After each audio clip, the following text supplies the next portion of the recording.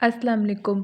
हम लोग पढ़े थे चैप्टर नंबर 4, ठीक है। उसमें हमने सेलेक्टिंग सर्च टर्म्स तक पढ़ लिया था। आज हम पढ़ेंगे वाइल्ड कार्ड्स के बारे में। वाइल्ड कार्ड्स क्या होते हैं? वाइल्ड कार्ड्स के अंदर हम टर्म जो है, सर्च टर्म जो है, उसको फुल नहीं लिखते, ठीक है।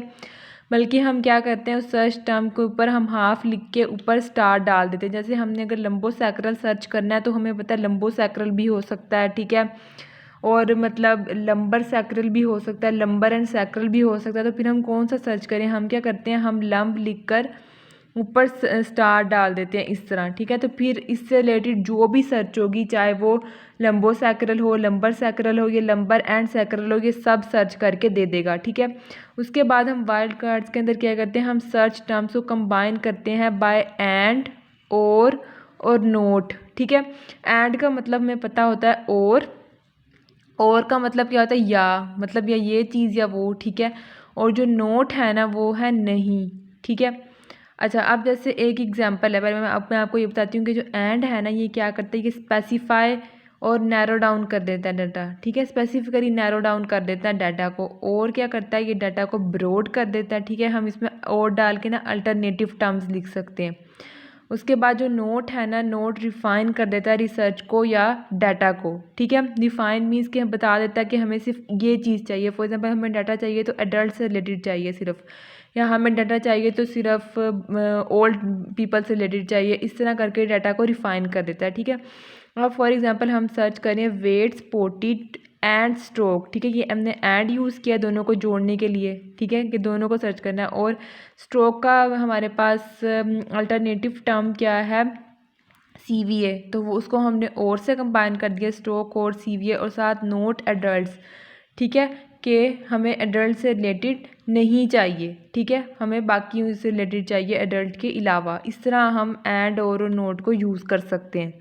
अब हम बारी बारी सबको डिस्कस करते हैं कि हर मतलब क्वेश्चन को डिस्कस करते हैं कि उससे रिलेटेड हमें डाटा कहाँ से मिल सकता है। सबसे पहले हम बात करते हैं effects of intervention. Effects of intervention के लिए हमें डाटा सबसे पहले मिल सकता है पैड्रो से।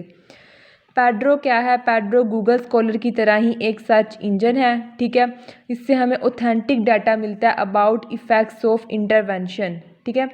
उसके बाद क्या, फिजियोथेरेपी के अंदर डाटाबेस के लिए इम्पोर्टेंट सर्च इंजन है हमारे पास पैड्रो, ठीक है। इसके अंदर इफ़ेक्ट्स ऑफ इंटरवेंशन से रिलेटेड डाटा मौजूद होता है सारा। ये बात MCQ में भी पूछी जाती है, ठीक है, कि फिजियोथेरेपी के अंदर इफ़ेक्ट्स ऑफ इंटरवेंशन से रिलेटेड डाटा हमें कहाँ से मिलता है? पैड्रो से।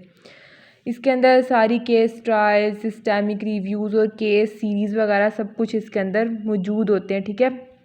Best physical therapy evidence based data हमें कहाँ से मिलता है? पैड्रो से। Important for MCQs।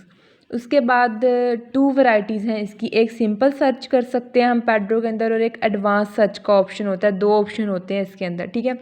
Simple search में क्या होता है? सिंपल सर्च में फॉर एग्जांपल अगर हम टेनिस एल्बो सर्च करते हैं ना, तो ये दोनों वर्ड्स को सेपरेट कंसिडर करता है। लाइक ये टेनिस को अलहदा सर्च करेगा और एल्बो को अलहदा सर्च करेगा, दोनों वर्ड को सेपरेट कंसिडर करेगा।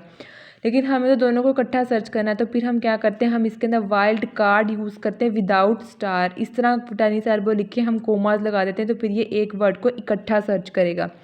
उसके बाद एडवांस सर्च में क्या होता है? एडवांस सर्च में डिफरेंट ऑप्शंस मौजूद होते हैं। हम अपने सारे डाटा को स्पेसिफाई कर लेते हैं डिफरेंट ऑप्शंस के थ्रू, ठीक है।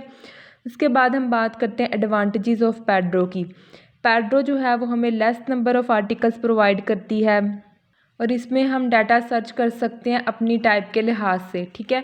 ये इसमें हम रेलेवेंट डाटा सेलेक्ट कर सकते हैं, ठीक है। ये हमें क्या करती है, हमें मेथड भी बताती है साथ साथ।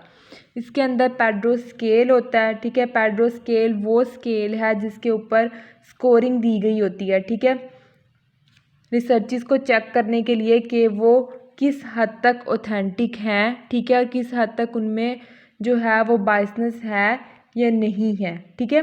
पैड्रो स्केल क्या है? पैड्रो स्केल वो स्केल है जिसके थ्रू रिसर्चेस को स्कोरिंग दी जाती है, और हम रिसर्च को चेक कर सकते हैं कि ये लेवल ऑफ ऑथेंटिसिटी और बायसनेस पे किस हद तक पूरा उतर रहा है, ठीक है। अगर तो किसी रिसर्च का 10 स्केल है, ठीक है, पैड्रो ने उसको 10 स्केल दिया हुआ, डैट मीन्स कि वो मोस्ट ऑथेंटिक रिसर्च है, ठीक है।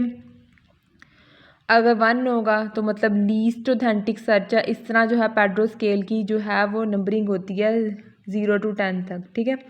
तो इससे हमें पता चल जाता है कि डाटा किस हद तक ऑथेंटिक है। उसके बाद इसमें हम बात करते हैं कि सेलेक्टेड जो रिसर्चेस होती हैं ना, उनको देखने के लिए हम क्या करते हैं, जो ऑप्शन होता है हमारे पास एक डिस्प्ले सेलेक्टेड रिकॉर्ड का, उस पे जाते हैं, ठीक है। और हम इसमें क्या कर सकते हैं, हम एब्स्ट्रैक्ट जो है वो भी रीड कर सकते हैं आर्टिकल्स की, means summary. Abstract means summary, हम आर्टिकल्स की समरी भी रीड कर सकते हैं इसके अंदर। उसके बाद आ जाती हैं लिमिटेशंस, ठीक है। पैड्रो की लिमिटेशंस क्या है, पैड्रो की लिमिटेशंस ये हैं कि इसमें हम तमाम टर्मिनोलॉजीज़ को सिर्फ और एंड से कंबाइन कर सकते हैं, ठीक है, लेकिन हम दोनों को इकट्ठा यूज़ नहीं कर सकते। जैसे पीछे वाइल्ड कार्ड में हमने एक ही में इकट्ठा यूज़ किया था ना, वो नहीं कर सकते। और नोट तो हम इसमें यूज़ कर ही नहीं सकते, ठीक है। सिर्फ और एंड यूज़ कर सकते हैं, वो भी उनको इकट्ठा यूज़ नहीं कर सकते, ठीक है। उसके बाद इसमें आ जाता है हमारे पास सिस्टमेटिक रिव्यू। सिस्टमेटिक रिव्यू क्या है, ये हमारे पास ट्रांसपेरेंट रिव्यू है इन सिस्टमेटिक रिव्यू, ठीक है। इंक्लूजन क्राइटेरिया हम देते हैं। इंक्लूजन क्राइटेरिया हमें क्या बताता है कि हमने किस बेस पे जो डाटा है वो सेलेक्ट किया है, ठीक है। उसके बाद हमारे पास आ जाती है कोक्रेन लाइब्रेरी। ये भी हमें इफेक्ट्स ऑफ इंटरवेंशन से रिलेटेड ही डाटा देती है। Cochrane library remarkable source of information है, ठीक है, रिमार्केबल सोर्स है, और ये कलेक्शन है डाटाबेसेस की। अच्छा, ये भी हम चेक करते हैं हम इसको फैक्ट्स ऑफ इंटरवेंशन के लिए, ठीक है। चेक कोक्रेन लाइब्रेरी भी हम यूज़ करते हैं फैक्ट्स ऑफ इंटरवेंशन को चेक करने के लिए। पहले भी मैंने आपको बताया, ये भी हमें पेड सब्सक्रिप्शन से ही मिलती है, ठीक है। इसके अंदर भी तमाम डाटा मौजूद होता है related to whole data as a whole, ठीक है। और कोक्रेन लाइब्रेरी जो है वो पैड्रो के साथ डाटा इंटरचेंज भी कर सकती है। इसके डिफरेंट डोमेन्स होते हैं कोक्रेन लाइब्रेरी के। पहला जो डोमेन है वो है कोक्रेन डाटाबेस सिस्टमैटिक रिव्यूज़। इसमें क्या होता है, इसमें जो डाटा रिलेटेड टू होता है सिस्टमैटिक रिव्यू, ठीक है, नाम से पता चल रहा है। दूसरा इसका डोमेन है database of abstract of reviews of effects. इसमें जो डाटा होता है वो एब्स्ट्रैक्ट से रिलेटेड होता है, ठीक है, मीन समरी। तीसरा जो है वो है Cochrane central register of control trials. इसमें डाटा होता है रिलेटेड टू ट्रायल्स, ठीक है। और लास्ट पे है हेल्थ टेक्नोलॉजी असेसमेंट डाटाबेस। ये इसके 4 डोमेन्स हैं। इसमें भी हम क्या करते हैं, कोक्रेन लाइब्रेरी के अंदर सर्च करते हुए हम वर्ड के ऊपर स्टार पुट करते हैं, जैसे कि एप्रिकॉन डायल के ऊपर हमने स्टार पुट किया, ठीक है। उसके बाद हमारे पास आ जाती है मैश टर्म्स। मैश टर्म्स क्या होती हैं, एक हमने फॉर एग्जांपल वर्ड सर्च किया, एक टर्मिनोलॉजी सर्च किया, उससे रिलेटेड जितनी भी टर्मिनोलॉजीज़ डिफरेंट रिसर्चेस के अंदर यूज़ हुई हैं वो हमें मैश टर्म्स प्रोवाइड कर देती है, ठीक है। जैसे स्ट्रोक को हम सीवीए भी कहते हैं, हमें नहीं पता कि स्ट्रोक को सीवीए भी कहते हैं, सेरेब्रोवास्कुलर डिजीज़, लेकिन जो मैश टर्म है वो क्या करेगी, वो इस स्ट्रोक से रिलेटेड जितनी भी रेलेवेंट टर्म जैसे सीवीए वगैरह उसको भी सर्च करेगी और हमें डाटा प्रोवाइड कर देगी।